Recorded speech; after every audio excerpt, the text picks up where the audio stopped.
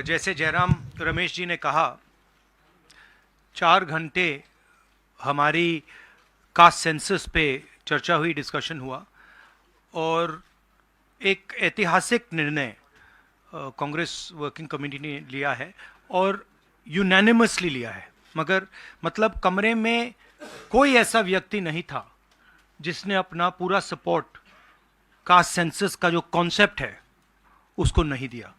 तो काफ़ी खुशी की बात है। हमारे यहाँ चीफ मिनिस्टर्स बैठे हैं। हमारे चीफ मिनिस्टर्स ने भी डिसीजन लिया है कि वो भी राजस्थान में, कर्नाटक में, छत्तीसगढ़ में, हिमाचल में कास्ट सेंसस को आगे बढ़ाएंगे। तो अंग्रेजी में बोल दूँ? इंग्लिश में। There's a very big decision taken today by the Congress Working Committee. Unanimously, the Working Committee has supported the idea of a caste census in the country. And I think it is a very, very progressive step, a very powerful step for the emancipation of the poor people in our country. We've also, our chief ministers are also believe that it's an important step for them to take. So our states are also considering this and actioning this this step. Well, the Congress president today chaired the meeting of the highest body of the Congress party, and the entire Congress party has decided that it is going to wholeheartedly not just support the idea of the caste census, but force the BJP to carry out the caste census or then get out of the way so we can carry out the caste census. Now, most of the parties in the India Alliance are unanimous that the caste census should be implemented. There might be a few who might have a slightly different position, and that's fine. We are quite flexible. We are not a fascist system. We are quite flexible. If somebody has a slightly different opinion, there's no problem. They can have that opinion. But I am confident that the vast majority of the Indian Alliance is going to support and push the idea of the caste census. हाँ जी madam. Hindi में बोल देता हूँ। आपका सवाल था कि क्या इंडिया अलायंस भी कास्ट सेंसस को सपोर्ट करेगी। तो मैंने कहा कि देखिए, कांग्रेस प्रेसिडेंट ने हमारी जो सबसे बड़ी डिसीजन मेकिंग बॉडी है उसमें निर्णय लिया है कि हम कास्ट सेंसस को इम्प्लीमेंट करेंगे। सिर्फ ये नहीं, मगर ये भी डिसीजन लिया है कि हम बीजेपी पर दबाव डालेंगे और उनसे करवाएंगे। अगर उन्होंने नहीं किया तो फिर उन्हें परे हो जाना चाहिए, क्योंकि देश कास्ट सेंसस चाहता है। अब जहां तक इंडिया अलायंस की बात है, मैं जानता हूं कि काफी पार्टी इंडिया अलायंस में इस निर्णय का समर्थन करेंगी। एक दो पार्टी हो सकती हैं जिनकी राय थोड़ी अलग हो। हमारे लिए कोई प्रॉब्लम नहीं है, क्योंकि हम कोई फैशिस्ट सिस्टम नहीं है। मगर ज़्यादा से ज़्यादा पार्टियां इस डिसीजन को पूरी तरीके से सपोर्ट करेंगी। हाँ जी मैडम। राहुल जी मैं पूनम, एक मिनट मैडम बोलिए। अच्छा, अगर आपका सवाल सुनिए, अगर आपका सवाल गहलोत जी से है या बघेल जी से या किसी हमारे चीफ मिनिस्टर से, उनका नाम पहले ले लीजिए प्लीज।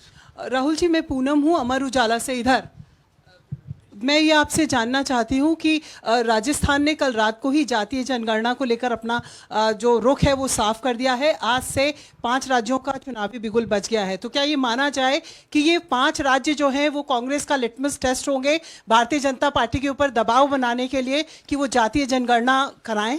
देखिए, ये जो आपके शब्द हैं लिटमस टेस्ट, ये केमिस्ट्री में चलते हैं, ये राजनीति में नहीं चलते हैं।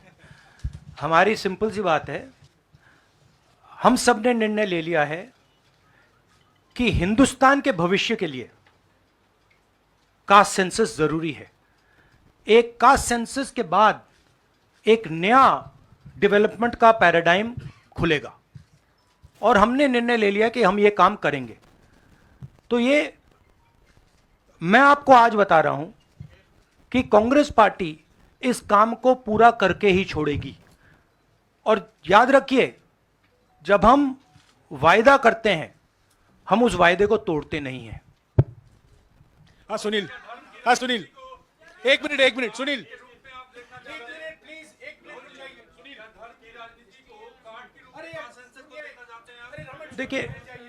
देखिए नहीं, मैं इसका जवाब देता हूं। देखिए, ये कास्ट और धर्म की बात नहीं है, ये गरीबी की बात है। हिंदुस्तान के ओबीसी, हिंदुस्तान के दलित, हिंदुस्तान के आदिवासी और हिंदुस्तान के गरीब लोग, इनके लिए यह काम किया जा रहा है। आज क्या हो रहा है, दो हिंदुस्तान बन रहे हैं, एक अदानी जी वाला और दूसरा सबका। कास्ट सेंसस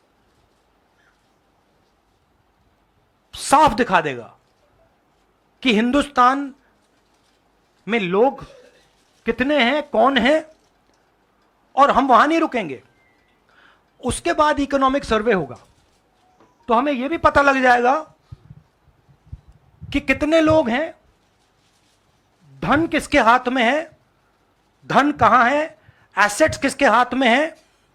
और फिर जैसे मैंने कहा, जो एक्सरे हमें, और मैं कहता हूं शायद इसमें मेरी भी गलती है, जो हमने पहले नहीं किया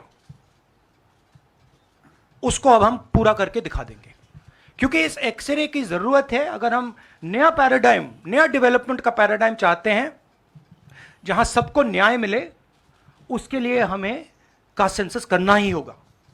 ऑन द प्राइम मिनिस्टर्स, या the prime minister is making unconnected statements. What the caste census has to do with, representation of the South is very difficult to understand.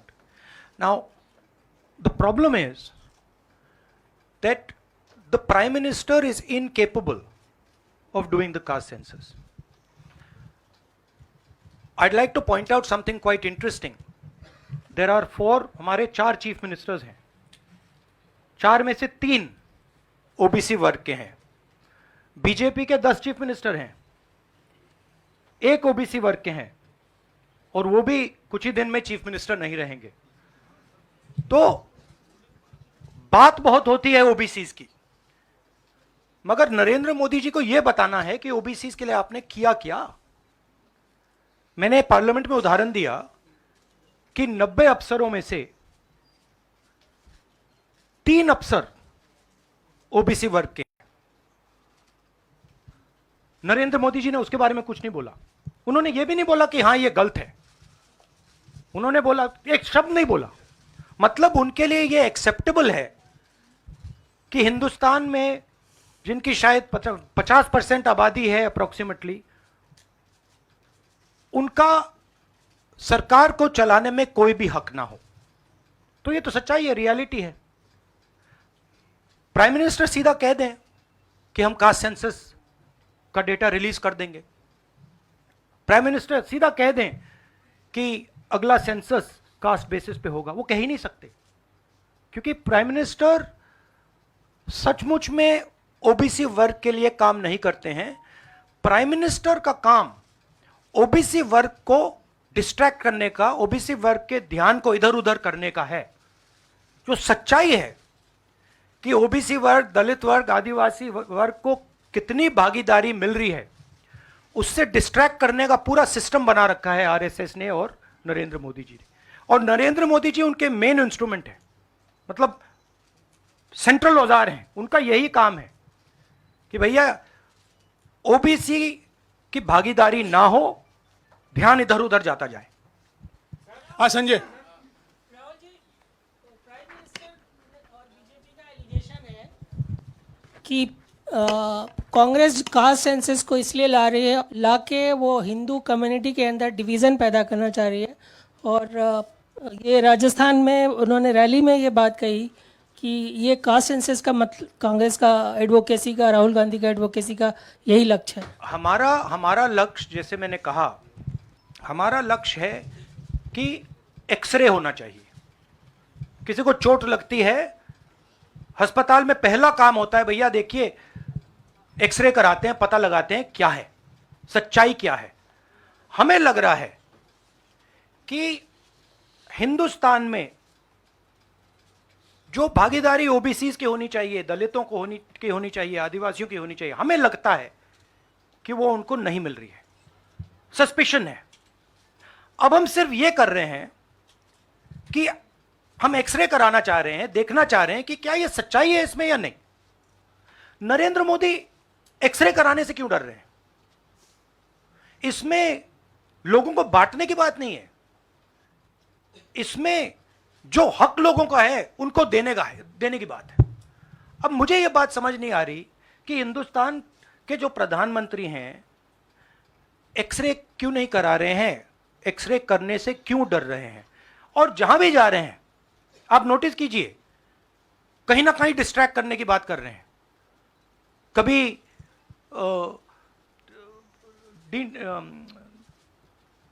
Delimitation की बात कर रहे हैं, कभी कुछ और बात कर रहे हैं, कभी साउथ इंडिया की बात कर रहे हैं, मगर एक भाषण में नरेंद्र मोदी जी ने यह नहीं कहा कि देखिए जो राहुल गांधी ने कहा है 90 अफसर जो हिंदुस्तान को चलाते हैं उसमें से 3 लोग सिर्फ ओबीसी वर्ग के हैं। यह सच्चाई है, यह सच्चाई बीजेपी ने एक्सेप्ट की है, और उनको सिर्फ 5% बजट पर कंट्रोल है। यह प्रधानमंत्री अपने भाषण में नहीं बोल पा रहे हैं। क्यों? क्योंकि उनका लक्ष्य कुछ और है, उनका लक्ष्य डिस्ट्रैक्शन का है। और आप देखना डिस्ट्रैक्शन करने के बहुत और तरीके निकालेंगे आने वाले समय में, एक के बाद एक डिस्ट्रैक्शन करने के तरीके दिखेंगे आपको। राहुल जी 1-2 सवाल और ले सकते हैं? हाँ, मौसमी। राहुल जी ये पूछना चाह रहे थे कि जिस तरह से प्रधानमंत्री नरेंद्र मोदी कह रहे हैं, कहा जा रहा है कि कांग्रेस के लिए ये बहुत ज्यादा नुकसानदेह होगा क्योंकि जो बची कुची अगड़ी जाति कांग्रेस के साथ है वो चिटक जाएंगी। तो पॉलिटिकली आपको लगता है कि ये कांग्रेस के लिए नुकसान वाला सौदा है? ये हमारा पॉलिटिकल डिसीजन नहीं है, ये न्याय का डिसीजन है, ये हिस्सेदारी का डिसीजन है। इसमें कोई पॉलिटिकल कैलकुलेशन नहीं है। हम हिंदुस्तान का जो मैस है, जो 50, 60, 70, 80% हिंदुस्तान की जो आबादी है उसकी हिस्सेदारी की बात कर रहे हैं, और वो हिस्सेदारी देकर ही हम रहेंगे। ये हमने निर्णय ले लिया है। आप देख लेना, जैसे मैंने कोविड के बारे में बोला था, चाइना के बारे में बोला था, मैं बोल रहा हूं कास्ट सेंसस होगा, और हिंदुस्तान के गरीबों की जो हिस्सेदारी बनती है वो उनको मिलेगी, और वो काम कांग्रेस करके दिखाएगी। अजय। राहुल जी, आपने कास्ट सेंसस के बाद इकोनॉमिक सर्वे की बात कही है, वो क्या इकोनॉमिक सर्वे स्टेट में भी होगा क्या, कांग्रेस रूल स्टेट में? एक चीज़, और दूसरा आपने पार्लियामेंट में कहा था कि आपके पास जो कास्ट सेंसस का डेटा है वो आप अनाउंस करेंगे अगर सरकार नहीं करती है तो। नहीं, तो मैंने ये नहीं बोला। करेंगे? देखिए हमारे पास कास्ट सेंसस का डेटा नहीं है, क्योंकि कास्ट सेंसस का डेटा हिंदुस्तान की सरकार के पास है। तो ये मैंने कभी नहीं बोला है। मैंने ये बोला कि हिंदुस्तान की सरकार के पास कास्ट सेंसस का डेटा है, हिंदुस्तान की सरकार को उस डेटा को रिलीज कर देना चाहिए, और अगर हिंदुस्तान की सरकार उस डेटा को नहीं रिलीज करेगी तो जब हमारी सरकार आएगी पहले दिन हम उस डेटा को रिलीज कर देंगे। हाँ रवि। सवाल, आपने जो इकोनॉमिक सर्वे की बात की, देखिए सवाल क्या है। सवाल यह है, पहला सवाल जो कास्ट सेंसस से क्लियर हो जाएगा, इस देश में कितनी आबादी किसकी है, ओबीसी की कितनी है, दलितों की कितनी है, आदिवासियों की कितनी है, बाकी लोगों की कितनी है, पहला सवाल। दूसरा सवाल, देश का जो धन है, देश के जो एसेट्स हैं, क्या वो इन लोगों के हाथ में भी हैं या नहीं? देश के एसेट्स में ओबीसी की कितनी हिस्सेदारी है, दलितों की कितनी हिस्सेदारी है, आदिवासियों की कितनी हिस्सेदारी है, देश के इंस्टीट्यूशंस में आदिवासी कितने, ओबीसी कितने, दलित कितने? मैं आपसे पूछ लेता हूं, इस कमरे में दलित कितने हैं? देखिए, ये मजा देखिए, इस कमरे में ओबीसी कितने हैं? हाथ उठा के दिखा दीजिए, देखिए मजा। नहीं, वो आप कैमरामैन है भैया, आपकी बात नहीं कर रहा हूं मैं, इनकी बात कर रहा हूं। तो यह सवाल है, हिंदुस्तान के इंस्टीट्यूशंस में ओबीसी कितने, दलित कितने, आदिवासी कितने? यह सवाल हम पूछ रहे हैं। इंस्टीट्यूशंस के बारे में पूछ रहे हैं, धन के बारे में पूछ रहे हैं, एसेट्स के बारे में पूछ रहे हैं, और आबादी के बारे में पूछ रहे हैं। राहुल जी रवि, इधर, राहुल जी इधर, राहुल जी मेरा सवाल, आपने कहा कि प्रधानमंत्री बार बार डिस्ट्रैक्ट करने की कोशिश करेंगे, उसी से जुड़ा सवाल है, क्योंकि प्रधानमंत्री बार बार ये कह रहे हैं कि आप विदेशी ताकतों से मिले हुए हैं और आप देश को तोड़ना चाहते हैं, ये प्रधानमंत्री आरोप लगा रहे हैं, इस पे क्या कहेंगे आप? मतलब इसका क्या कनेक्शन है? हम कह रहे हैं कि जो इस देश के गरीब लोग हैं उनकी हिस्सेदारी कितनी है, वो हैं कितने, हम ये सवाल पूछ रहे हैं। कनेक्शन क्या है? ये वही बात है डिस्ट्रैक्ट करने का, कि भैया उधर देखो, इधर देखो, उधर देखो। जैसे मैंने अभी आपसे पूछा, इस कमरे में ओबीसी कितने हैं, सब लोग इधर उधर देख रहे थे, एक भी हाथ नहीं दिखा मुझे। एक है, हाँ भैया, मेन ये है, ये मेन है। यहां पे ना एक आदिवासी है, ना एक दलित है, ना एक ओबीसी है, तो सवाल उठता है। अब मैं ये नहीं कह रहा हूं, सवाल पूछना जरूरी है, मैं सिर्फ सवाल पूछ रहा हूं। उसके बाद डेटा के बाद क्या किया जाएगा उसके बारे में हमने अभी डिस्कशन नहीं किया, मगर हम एक ऐतिहासिक सवाल पूछ रहे हैं। हिस्सेदारी में ओबीसी वर्ग को कितना मिल रहा है, दलित वर्ग को कितना मिल रहा है, आदिवासी वर्ग को कितना मिल रहा है, बाकी लोगों को कितना मिल रहा है? यह हिस्टोरिकल सवाल है, और इससे हिंदुस्तान की जो आगे आने वाले का जो इकोनॉमिक मॉडल होगा, पॉलिटिकल मॉडल होगा, इसी बेसिस पे बनेगा। धन्यवाद। मैंने आपसे कहा कि बीजेपी के 10 स्टेट्स हैं, एक उनका ओबीसी चीफ मिनिस्टर है, तो मध्य प्रदेश में उनकी सरकार जारी है, राजस्थान में भी सरकार जारी है, छत्तीसगढ़ में भी जारी है, तेलंगाना में जारी, सॉरी उल्टा बोल दिया छत्तीसगढ़ में हमारी सरकार है, आ रही है, आपने कंफ्यूज कर दिया मुझे। राजस्थान में आ रही है, छत्तीसगढ़ में आ रही है, मध्य प्रदेश में जा रही है, तेलंगाना में उनकी जा रही है, हमारी आ रही है। नहीं, सीरियसली कहूं तो माहौल बहुत पॉजिटिव है, और मैं चारों जो हमारे स्टेट्स हैं उनके बारे में कह सकता हूं। जो गहलोत जी ने हेल्थ केयर का स्ट्रक्चर जो बनाया है, शायद वो दुनिया में एक ऐतिहासिक हेल्थ केयर का सिस्टम राजस्थान की सरकार ने बनाया है। और जो काम राजस्थान की सरकार ने गरीबों के लिए किया है, ऐतिहासिक काम किया है। कर्नाटक में हमारी जो 5 गारंटीज हैं, जो सोशल प्रोटेक्शन की जो स्कीम्स हैं, वो अनमैच्ड है। आप किसी भी स्टेट में चले जाइए, आप पूछ लीजिए, आपको ऐसा सोशल प्रोटेक्शन का स्ट्रक्चर नहीं मिलेगा। छत्तीसगढ़ में जो किसानों के साथ हमारे चीफ मिनिस्टर ने किया, जो उनको धान के लिए दाम मिलता है, सबसे ज़्यादा मिलता है हिंदुस्तान में। जो कनेक्टिविटी उन्होंने बनाई है, जो हमारे छोटे छोटे डिस्ट्रिक्ट्स में मैन्युफैक्चरिंग यूनिट्स लगवाए हैं, जो ऐतिहासिक काम किया है। और अगर सुक्खू जी के बारे में समझना चाहते हैं, तो जब हिमाचल को चोट लगी तो उनका रिस्पॉन्स जो था, जमीनी रिस्पॉन्स, लोगों के बीच में जाकर रिस्पॉन्स, वैसा रिस्पॉन्स शायद मैंने तो पहले नहीं देखा है। तो हमारी जो 4 सरकारें हैं अच्छा काम कर रही हैं। मुझे लगता है हम इन चुनाव में बहुत अच्छा करेंगे। मिजोरम में मैं अभी जा रहा हूं। काफी पॉजिटिव माहौल है और जनरली लोगों में गुस्सा है। एक दो कारण है, बेरोजगारी, महंगाई और जो इनइक्वालिटी बढ़ती जा रही है कि अदानी जी जैसे लोग अमीर होते जा रहे हैं, देश के पूरे एसेट्स उनके हाथ पड़ रहे हैं और किसान हैं, मजदूर हैं, वो गरीब होते जा रहे हैं। ये सबको दिख रहा है।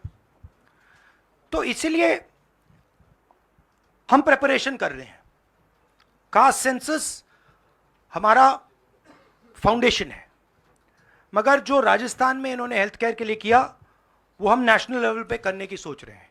जो किसानों के लिए ये कर रहे हैं, जो इनका सोशल सिक्योरिटी का स्ट्रक्चर है, वो हम इसको नेशनल लेवल पे इंप्लीमेंट करने की प्लानिंग कर रहे हैं। हमारी सोच है कि जो नरेंद्र मोदी जी और बीजेपी ने नफरत, हिंसा और डर का विजन दिया है, हम देश को मोहब्बत, रिस्पेक्ट और भागीदारी का विजन दें। और मुझे लग रहा है कि देश का जो मूड है वो बिल्कुल बदल चुका है और ये बात अभी बीजेपी वालों को समझ नहीं आई है, मगर कुछ ही दिनों में उनको आस्ते आस्ते ये बात समझ आ जाएगी कि जो उन्होंने देश के साथ किया है, जो उन्होंने नफरत फैलाई है, जो उन्होंने इंस्टीट्यूशंस पर आक्रमण किया है, लोगों को डराया है, धमकाया है, नफरत फैलाई है, वो इस देश को अच्छा नहीं लगा है। तो ये मुझे लग रहा है। आप सबका बहुत बहुत धन्यवाद। नमस्कार।